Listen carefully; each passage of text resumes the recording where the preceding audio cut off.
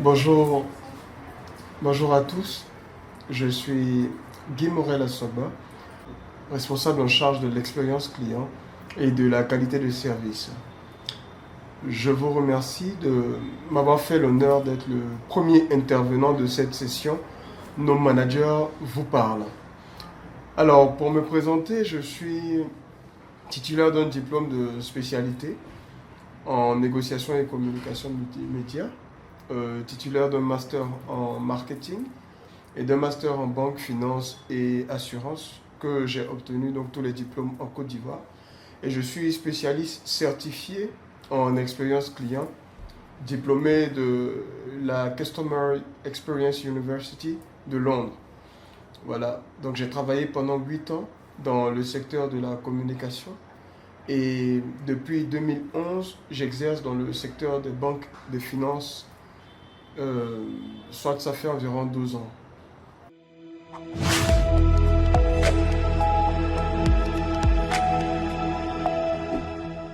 Au sein du groupe UBA et notamment de UBA Bénin, l'expérience client et la qualité de service sont la pièce maîtresse et la pièce centrale de l'édifice stratégique de notre activité. L'expérience client de notre département est une fonction, donc c'est beaucoup plus une fonction, un état de vie qui s'assure de la bonne synergie et de la bonne cohésion entre tous les départements qui constituent l'entité bancaire qui est UBA. Donc nous veillons à ce que chaque entité de UBA assure correctement sa fonction et sa mission et dans l'intérêt suprême de notre client. Donc c'est vraiment à ce titre que nous nous intéressons à tous les départements et surtout à leur délai de réaction et de réactivité en vue de servir et satisfaire à la fois le client externe qui est consommateur des produits de la banque comme le client interne qui est le staff qui travaille au sein de l'institution. Donc nous avons une dimension et une vision sur ces deux différentes entités qui constituent les vecteurs et les facteurs déterminants de notre institution.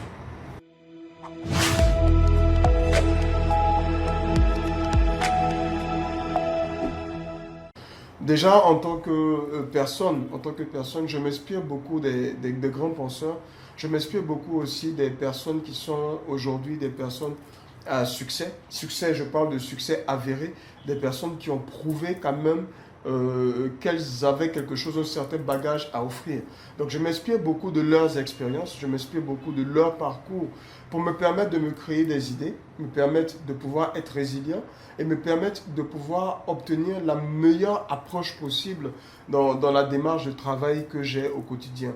Et par ailleurs, quelque chose qui me passionne, qui me motive au quotidien, c'est la passion du travail bien fait, la passion du travail bien fait, le contact et la rencontre avec les personnes et surtout l'élément déterminant pour moi, c'est le sourire et l'expression de satisfaction de mes clients. C'est pour ça qu'au quotidien, je me réveille pour m'assurer que les clients garderont leur sourire et seront satisfaits lorsqu'ils sortiront des agences de UBA Bénin.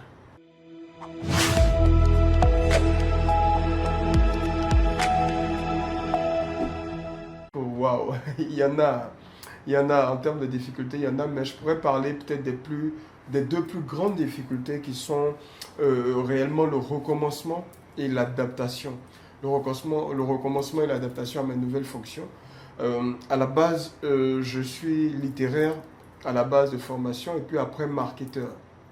Littéraire d'abord et marketeur de formation. Donc j'ai démarré ma carrière dans le secteur de la communication, de la publicité où j'ai évolué pendant 8 ans.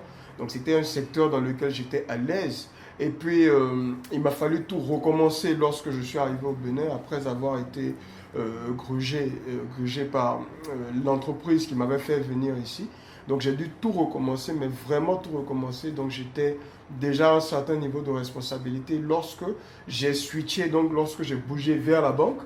Et j'ai dû recommencer tout mon parcours à zéro en tant que stagiaire dans l'institution financière qui a accepté de m'accueillir. Donc j'ai recommencé en tant que stagiaire et j'ai dû gravir les échelons d'assistant, de gestionnaire de compte, d'assistant gestionnaire de compte jusqu'à devenir chef d'agence. Donc c'était un parcours de pratiquement 6 7 à 8 ans avant que j'ai encore à devoir assumer à nouveau une position encore un peu plus bas à la décision et puis aux besoins de l'institution. Ce qui me faisait repartir de nouveau à un recommencement. Et j'ai regravi encore les échelons jusqu'à redevenir responsable du développement commercial dans cette institution-là. Responsable du développement commercial, donc ça m'a permis d'avoir un autre niveau de croissance. Donc, jusqu'à ce qu'aujourd'hui, je change d'institution et que je devienne responsable de l'expérience client de la qualité de service. Donc, les plus gros challenges que j'ai eu à affronter, c'est le recommencement, accepter de recommencer à zéro, en tirer les aspects positifs pour que ce soit des tremplins pour la croissance et surtout s'adapter à chaque fois à de nouveaux environnements. Ça, c'est le plus gros challenge et ça demande de la patience, ça demande de la résilience et ça demande de faire preuve de créativité, d'innovation. Et ça, c'était quelque chose de très challengeant pour moi.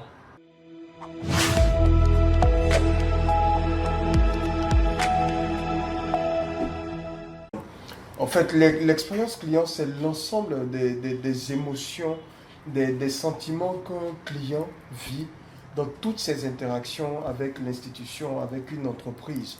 Donc, lorsqu'il vient avant, pendant et après son achat, l'ensemble des émotions et puis de tout ce par quoi il traverse, c'est ça en fait l'expérience client.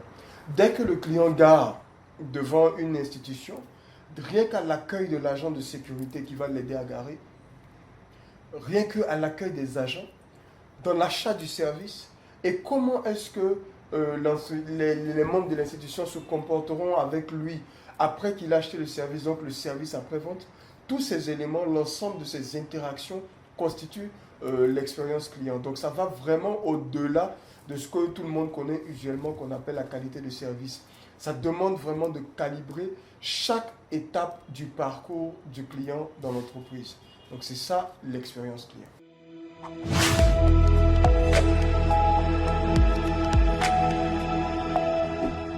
Le plus gros challenge est l'adaptation et la transformation de l'entreprise et des membres de l'entreprise.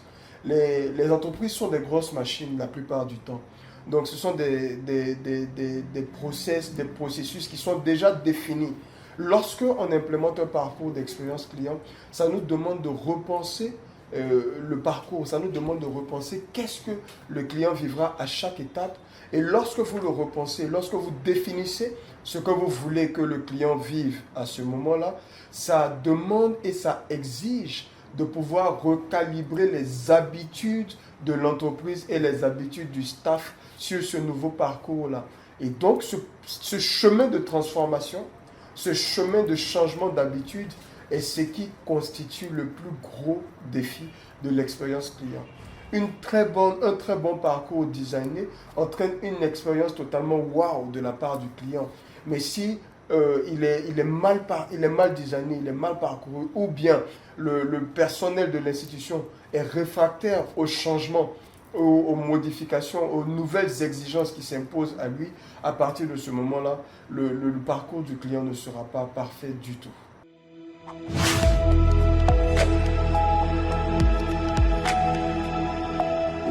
C'est simple, on a deux méthodes. La première méthode, elle est informelle, et puis la seconde méthode est beaucoup plus formelle et encadrée, on peut dire même normée. La première méthode, c'est juste la satisfaction du client, les retours d'expérience. Lorsque le client vient à vos guichets, lorsque le client vient dans votre institution et qu'il a eu accès à vos produits et à vos services, il vous fait des retours. Et c'est pour ça que l'indicateur fondamental qui nous permet de pouvoir faire toute mesure, c'est la satisfaction et le retour d'expérience du client. Donc c'est la première méthode qui nous permet de garantir que le client est satisfait ou non. La seconde méthode, ce sont les normes qui permettent d'encadrer la fonction de l'expérience client et qui nous permettent de savoir qu'un client est satisfait ou non, a été bien traité ou non. Donc on a trois normes essentielles qui sont la satisfaction du client qu'on appelle le CSAT, le niveau de satisfaction du client, le CSAT, le NPS, qui est le niveau de promotion du client, donc le Net Promoter Score, à quel point est-ce que le client est favorable, il est content jusqu'à vous recommander à d'autres personnes. Et le troisième point, c'est le CES ou bien le Customer Effort Satisfaction, qui est la mesure avec laquelle le client nous dit son accès aux produits et aux services. Donc, est-ce qu'il a un accès aisé? Est-ce que l'utilisation des produits et services est aisée ou pas? Donc, tout autour, on a un ensemble de questions qu'on pose au client lorsqu'on lui administre les questions, ou bien une enquête, de satisfaction, peu importe. Ces différents éléments-là nous permettent de dégager ces 3 indicateurs qui nous donnent le niveau de satisfaction globale de nos clients, qui nous permet de mesurer l'appréciation de leur expérience client dans notre institution.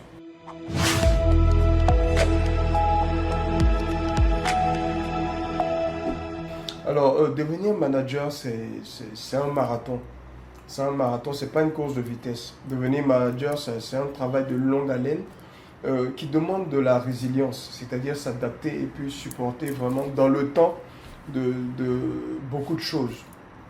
Ce que tu endures, ce que nous endurons, ce que nous vivons en fait au quotidien, que ce soit dans notre vie personnelle comme dans notre vie professionnelle, sera ce qui nous donnera une vision à 360 degrés de notre activité.